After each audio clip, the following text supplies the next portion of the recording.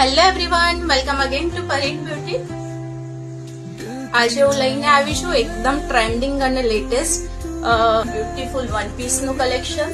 Beautiful બંને side tassels સાથે છે. Pure mirror work to detailing work રહેશે. અજરકનું ડિટેલિંગ છે.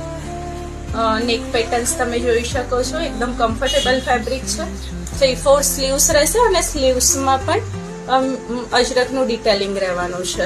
ફેબ્રિક એકદમ થીક રહેશે.